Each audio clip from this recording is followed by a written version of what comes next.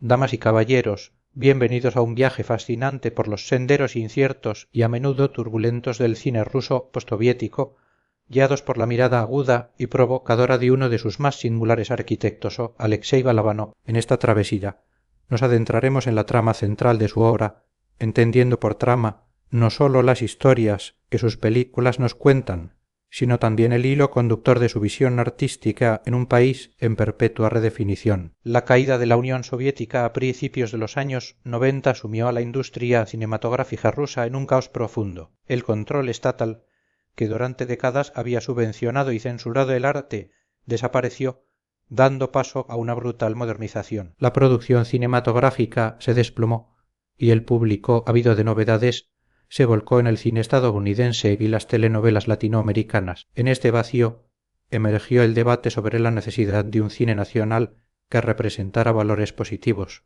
en contraposición al estilo Chernuka literalmente, hecho de negro, un cine crudo y pesimista que reflejaba la sordidez del crimen, la pobreza y la corrupción postsoviética. Figuras como Nikita Mikhalkov abogaban por héroes nacionales que infundieran orgullo, pero la cuestión rusa seguía siendo una encrucijada entre el eslavofilismo y el occidentalismo, la nostalgia por el orden soviético y el incipiente liberalismo, todo ello en un caldo de cultivo ideológico y cultural lleno de paradojas. En este complejo escenario hizo su aparición Alexei Balabanov, nacido en Yekaterinburg antes Sverdlovsk, una ciudad marcada por la tragedia y el secreto, la ejecución de los zares, el brote de antrax oculto por las autoridades. Balabanov, que afirmó solo querer hacer cosas negativas porque así he nacido, emergió de una formación como traductor y asistente de dirección, especializándose en cine de autor y fundando su propia compañía,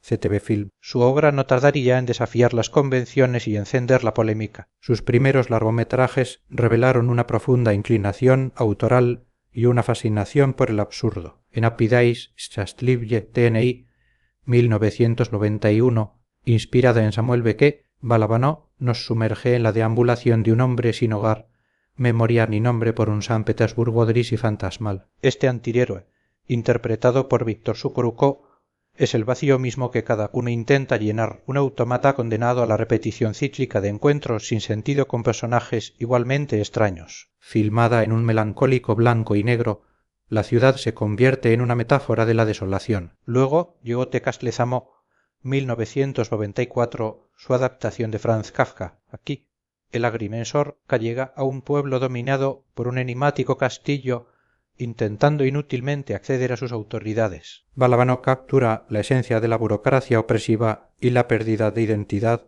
con un estilo visual surrealista y un vestuario anacrónico, acompañado por la inquietante música de Sergei Kuryokin. Balabanov buscó transformar el material intelectual en un thriller, revelando su temprana habilidad para fusionar géneros. En Trofim 1995, un segmento del filme colectivo Rival of a Train, Balabanov exploró la naturaleza diabólica del cine. Un mujik que huye de un crimen ve a unos pioneros filmando la llegada de un tren. La película nos muestra cómo, años después, técnicos editan al mujik del metraje, borrando su tragedia de la historia. Es una reflexión sombría sobre el poder del cine para manipular y borrar la realidad, un eco de las purgas estalinistas y un cuestionamiento de la gran tradición literaria rusa frente a la tiranía de la imagen. El punto de inflexión llegó en 1997 con Broterbrat, 1997. Este filme catapultó a Balabanov a la fama y redefinió el cine de gángsters ruso. Danila Bagro, Sergei Bodrov Jr., un joven excombatiente ingenuo y con un peculiar sentido de la justicia,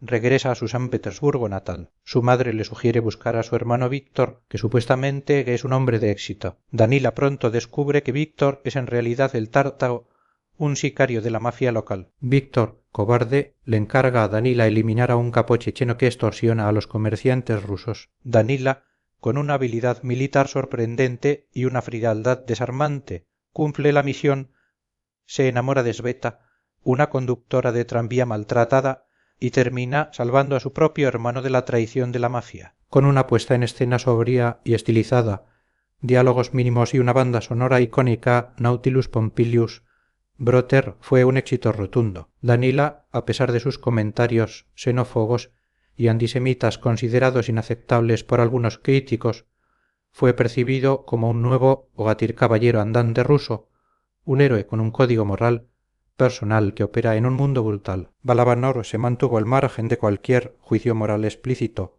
lo que irritó a quienes esperaban una crítica social didáctica. Lejos de encasillarse, Balabanov regresó a su vertiente autoral con Offreax and Men Progrodo y Liudei 1998. Ambientada en un San Petersburgo fantasmal de principios del siglo XX, la película explora los orígenes del cine pornográfico a través de dos empresarios sin escrúpulos. Con una estética gélida en tonos sepia, el filme narra el descenso a la humillación y perversión de dos familias burguesas, subvirtiendo los roles sociales y utilizando el cinematógrafo como instrumento de decadencia y a la vez de inmortalización. Es una fábula moral sobre el cine, el arte y la pérdida de la inocencia, cargada de un humor sutil y perverso, y evocando a The Chitty Collins. El éxito comercial de Brother pidió una secuela y Balabanov respondió con Brother 2000. Danila Bagro, ahora en Moscú, se ve envuelto en la venganza por la muerte de un amigo y la liberación del hermano de este, un baloncestista extorsionado en Estados Unidos. La trama lleva a Danila y Víctor a Chicago y Nueva York. La película es una hipérbole de la primera, con más acción, humor descarado y un explícito rechazo del American Way of Life. Danila, más nacionalista y políticamente incorrecto que nunca, rescata a una prostituta rusa, se enfrenta a gánsteres ucranianos y tulos afroamericanos y regresa triunfante a Rusia. La película fue un fenómeno nacional, asociada incluso a la campaña de Vladimir Putin, y confirmó la habilidad de Balabanov para apropiarse de los tropos de Oyuod y convertirlos en un discurso distintivamente ruso, a menudo provocador. Luego, Balabanov se adentró en el género bélico como Arboina 2002, ambientada en la Segunda Guerra de Chechenia. El soldado ruso Ivan, tras ser liberado de un señor de la guerra checheno, regresa para rescatar a una rehén británica y a un capitán ruso interpretado por un trágicamente fallecido Sergei Bodró Jr. La película ofrece una visión prorrusa del conflicto, con los chechenos retratados como un enemigo cruel y primitivo. Estilísticamente, Balabanov evoca el clasicismo de los westerns y filmes de comandos, logrando un filme de acción vigoroso y realista, aunque no exento de críticas al propio gobierno ruso por su gestión del conflicto. Su siguiente incursión en el cine de gánsteres fue de Admans Lufzetache Murti, 2005, una comedia negra autoparódica ambientada en los caóticos años 90. Dos torpes matones se ven envueltos en un baño de sangre al intentar intercambiar un maletín de dinero por heroína. Comparada con Tarantino, la película es una sátira cínica y brutal sobre los nuevos rusos y el capitalismo salvaje y criminal. Balabanov muestra personajes mezquinos y violentos, desmontando cualquier romanticismo asociado al género. Nikita Mikhalkov aparece en un cameo hilarante como un viejo jefe mafioso, lo que irónicamente llevó a Mikhalkov a cambiar su opinión sobre Balabanov, elogiándolo por retratar la cruda realidad. La película es un sarcástico adiós de Balabanov a un género que, según él, ya estaba saturado. En It, Doesn't MN Volno 2006, Balabanov exploró el melodrama, un género muy popular en Rusia. La historia de tres amigos que abren un negocio de decoración y su compleja relación con una enigmática clienta. Es un drama romántico sobre el amor, la amistad, el fracaso y la muerte. Aunque alejada de la violencia de sus obras anteriores, mantiene su tono pesimista y su estilo contenido, evitando los excesos del género. Pero el respiro fue breve. Cargo 200 Cruz 200, 2007 se erige como la obra más oscura y polémica de su carrera. Ambientada en 1984, toma su nombre de los cargamentos de soldados muertos en Afganistán. La trama sigue el secuestro y las continuas violaciones de una adolescente, hija de un jefe del partido, por parte de un sociópata capitán de policía. Es una fábula siniestra sobre la corrupción y la decadencia de la Unión Soviética, una alegoría del horror de la Rusia profunda que Balabanov afirmó basarse en hechos reales. La película,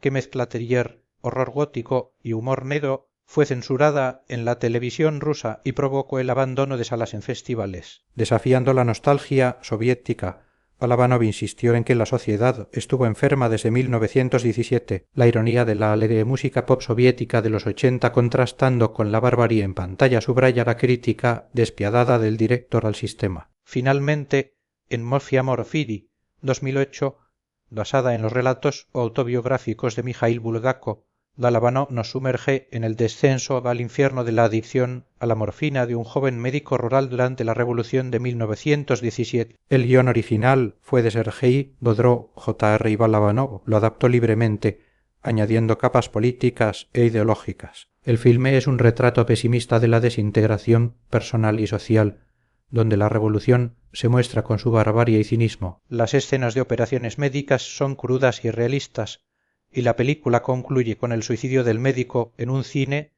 mientras el público ríe, fascinado por la pantalla, en un acto simbólico de la naturaleza seductora y engañosa del cinematógrafo. La película fue nuevamente controversial por sus claras connotaciones antibolcheviques y elementos que algunos consideraron antisemitas. A lo largo de su carrera, Alexei Balabanov ha demostrado una coherencia autoral inconfundible, trabajando con equipos técnicos y actores recurrentes. Su cine se caracteriza por un estilo visual estilizado, un uso magistral de la música, una narrativa fragmentada y una distancia objetivista hacia sus personajes, retazando el papel del artista como mesías que tradicionalmente ha asumido la intelectualidad rusa. Sus obras, ya sean adaptaciones literarias o thrillers comerciales, están impregnadas de lo absurdo y lo kafkiano y abordan las paradojas de la identidad rusa, la tensión entre eslavofilia y occidentalismo, nacionalismo e internacionalismo, nostalgia y utopía, arte y moral. Balabanov no se vendió al cine comercial, más bien se apropió de sus mecanismos y géneros populares para construir un discurso propio. Como Tarantino o los hermanos Cohen, directores que admiraba, combinó inteligentemente las ambiciones artísticas con el espectáculo, la maestría formal con el entretenimiento. Sus películas, intrínsecamente rusas, trascienden fronteras y ofrecen una visión universal del lado oscuro del ser humano, con una filmografía que desafía clasificaciones. Balabanov se erige como un cineasta esencial para comprender la compleja y contradictoria Rusia contemporánea, un artista que con su implacable visión y su provocadora independencia nos invita a mirar de frente verdades incómodas. Él, como buen ruso, no pide ser entendido ni perdonado, simplemente filma la suciedad en que vivimos, dejando que su obra hable por sí misma.